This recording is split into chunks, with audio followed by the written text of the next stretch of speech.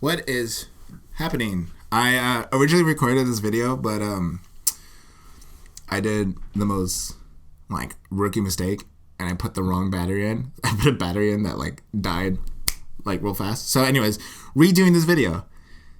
Great. I'm hungry, so it's gonna be quick. I promise. I know some of you can't stand watch videos that go on forever, so trust me. This is unplanned, unprofessional, unorganized, but that's why you came here, right? Am I not wrong? Come on, let's do this. Let's break it down. Let's talk about gear. Now, first of all, this is why I'm doing this video, because everybody gotta know what I gotta use. Just kidding. Maybe I can give some insight of how to, which gear to use, what I use personally, and then how I make the best of it, because, this is what this channel is really about. Using what you have and doing the best of it. Not all of us can afford those big lenses that cost $1,000.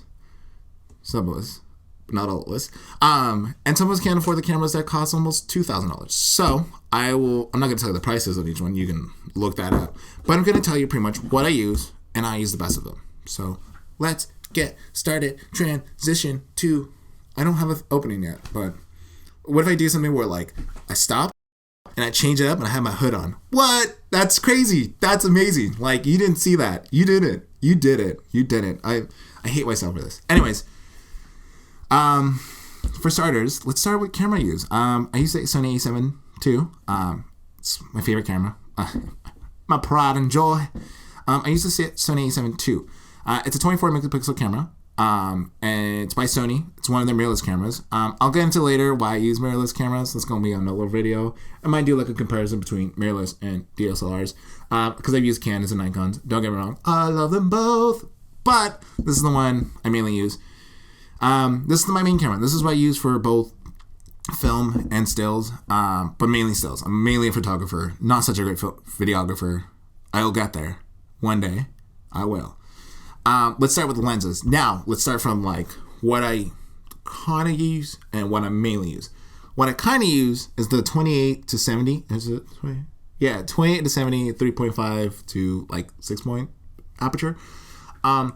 That's the lens that came with this one. It was a kit lens. Now, of course, it's not the best lens. However, sometimes you can get really good quality photos. Sorry, I cannot speak. Mind you, I'm hungry. But that lens comes in clutch. It's really good for street photography. It's really good for starting off, in my opinion. Especially if you don't go buy the A6000, which I'm filming on, or any other Sony point and shoots, little tiny crop sensor ones. If you skip that and you went to the A7s and stuff, that kit lens is unbelievably great. I love it, every second of it, because it's captured two of my favorite photos. It's captured this one in Nashville.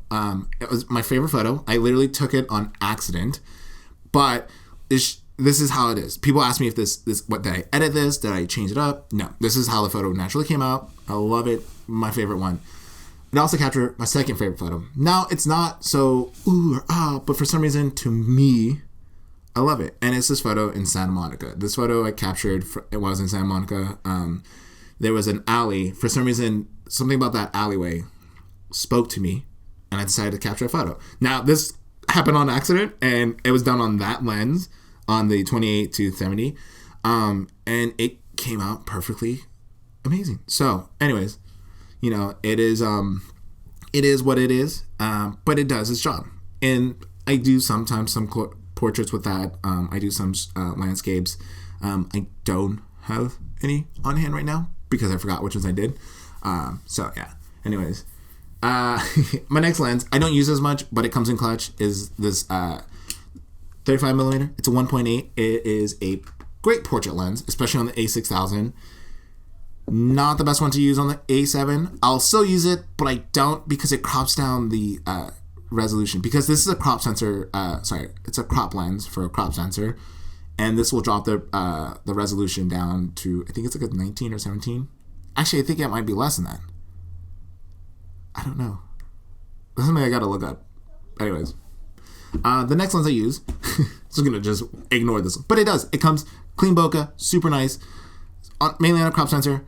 because you keep the quality of the image. On a crop sensor, it is like a 55 because the crop sensor's magnification is like a 1.5. So you times that 1.5 to this baby, boop, it is like a 55. Close around. I think it's like a 54 point something. But we round up, all right? Math, they teach you that. Always round up to the nearest tenth. If it's 5 and above, you round the whole number up. Shout out to my math teachers. I forgot half their names. Another cool lens I use is my favorite lens. It's my favorite portrait lens. It's also my favorite lens to use if I'm far away and there's an animal that I don't want to get close to, but I'm not far from it. So this baby comes in handy. It is my 85mm 1.8. Now, this is actually Sony's like cheaper version of it. It's not really that cheap, but it's like, you know, like the level down because they have a G Master lens version of this, and it's really nice. It's beautiful, super creamy, super clean. But to be honest, this is really good for the price.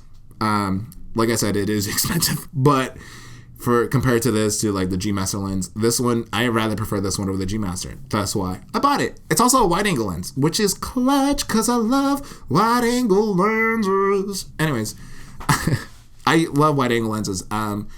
Just because you can get more inside of it. Because this 35, like if we're going to compare this to the 35 gives you something like this view. But with the wide angle lens, it's kind of give you more of what you can. So if you have a really cool like background and you want to capture that background with the model or whoever you're taking photos of, that's 85 comes in handy. I love it. I kind of use it for B-roll sometimes. Sometimes I don't, because like I said, you have to be very far away. If you have enough space to do B-roll in this on filming, but it comes good. It's really good. I like it. I love it, and I still use it today. It's actually one of my main lenses I use, especially when I'm doing portraits, because the bokeh is so creamy. It's display image right here. I probably don't. I have to find the image. That's going to take a while. But example A, or exhibit A, one of the two words. Now, my main prize of the day, because I love this lens, and it's a lens I really did big investments in, but I love it. It's one of my favorite lenses. It's a wide angle lens. It's one of Sony's G Master lenses. When I first reviewed this lens, I keep saying sorry. When I first reviewed this lens, there was so many good reviews. There was a lot of people who said I had this lens, and when I bought this lens, I stopped using lens A because this lens was better. And I met a lot of people who said they had the 24 to 70mm G Master lens that they were using for a while, and then when they got the 16 to 35, they kind of stopped using it. And I totally understand why some of them stopped using it. Some I was kind of like, I'll still use the 24 to 70. But this one is the main honcho of the day. This is a 16 to 35 2.8 G Master lens by Sony. This is a wide angle lens, super wide angle. Now this baby here is the Swiss Army knives of lens. Not really, but I'm comparing it to the Swiss Army knife of lens because it can do everything. This is really great for street photography, landscape. If I'm taking pictures of of buildings and stuff, the architecture photography. It's really good at wildlife if the animal is not that dangerous and you can get close to it. Really good at portraits, especially fashion photography, because this is so wide open and you can get so close. It makes, I don't know how to explain it, but it makes this really cool, ooh or ah. Maybe I can show samples. Maybe not. I don't know. This is unplanned. So my photo right here, 10-second pause. Nah, not even. But it's really good. It is a Swiss Army knife because you can do so much with it. Car photography. You can do portraits, landscapes, fashion, real estate if you're into that. Abstract. You can get creative with this lens. I think this is the creative lens in my opinion. Because you can do so much with it. Because it's the 16 to 35, it gives you that ability to get that wide open view and also that close view. And then you also can get super close to the model or to the object. You can get very far away from it. You can do so much with it. I love doing stuff inside houses with this lens, and I also love doing street and fashion photography. I haven't gotten the chance to do landscape with this yet. I went to Joshua Tree. The situation was kind of we were beating the clock, so I kind of really didn't get to do much. But it comes in handy. It's also really good for filming because it's a wide angleness. You get wide angleness.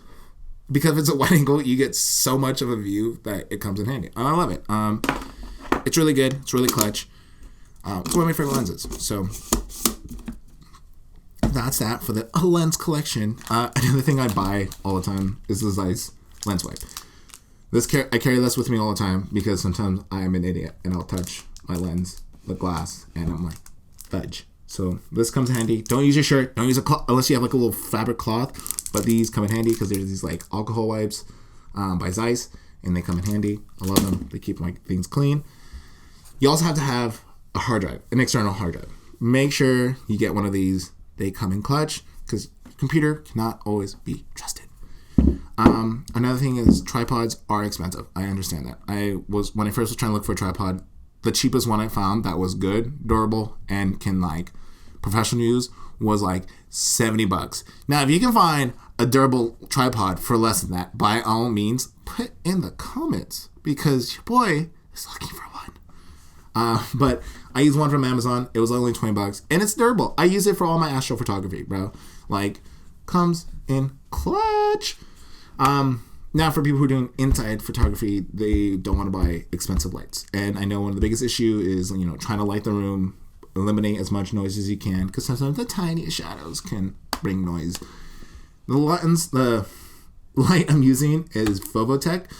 If I can find the link again for this light, I'll put it in the description down below, along with this Lacie drive where you can buy it. I got mine from Fry's. But this was only $70, and it comes with 3 different settings, and each switch turns on like a set of lights. And honestly, dude, for $70, it's really, really good. I was actually impressed. I was surprised. I was like, gasp. Portraits. Now, one thing I feel like if you're doing portraits, everyone's gotta have one. You can find me and argue about that. But this baby comes handy. It's a reflector. Yeah, bright as my future. This is like a 4-in-1, 5-in-1, 4-in-1, 4-in-1. It's a 4-in-1 reflector. I got it for $16. If I can find it again on Amazon, it's actually like the best. It's like the first thing when you look up reflector. It's like the first one that pops up because I think it's like a buyer's choice. Like everybody's like, hey, get that one. $16, not that bad. Comes in clutch.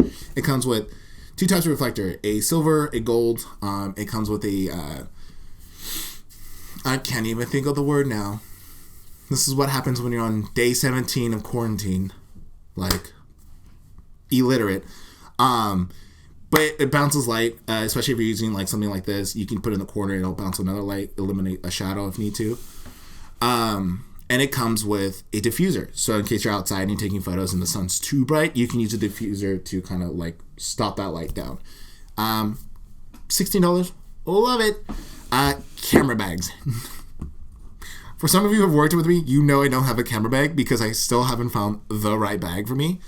But in the meantime, I use this little low pro travel bag.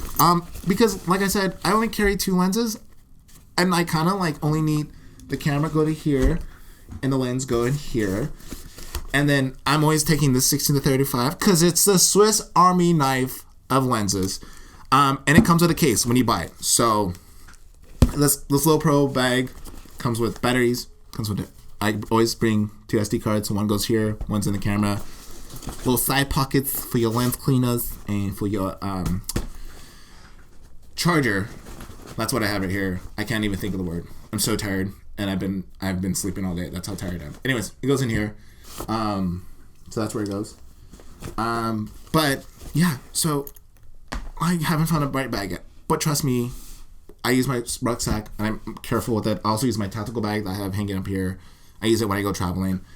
But it comes in handy. And I love it. I love it. And then on time, I'll find a bag that fits all my needs. But in the meantime, that's what I'm using.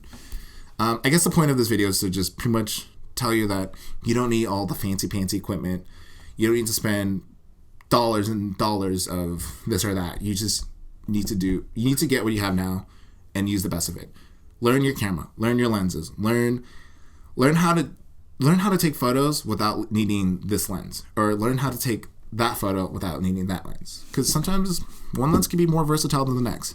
You can argue with me with that. I know some people will. Some people don't like the fact that I only carry 2 lenses, but everybody has their own style, and that's what makes us unique. So I think that's it for my gear video. I'm hungry, and I'm pretty sure I need to go make something. Because I'm about to bleep. Anyways, thanks for watching. Hopefully I get better at this. Probably not. Who knows? I'm in quarantine. I ain't going anywhere. I can't go to the gym. I can't go outside. I can go outside for a walk, but I can't go outside to do photo shoots. Or maybe I can't. No, I'm not gonna risk it. Anyways, it's a weird time we're in right now. So I don't know. Stay safe. Stay clean. Wash your hands. Don't touch your face. And you know, thanks for watching. Subscribe and like, I guess. Comment your favorite part of this video. Probably not. Or you can just talk crap. I mean, it's fine. Maybe I won't try on the comments. I don't know. Thanks. Laters.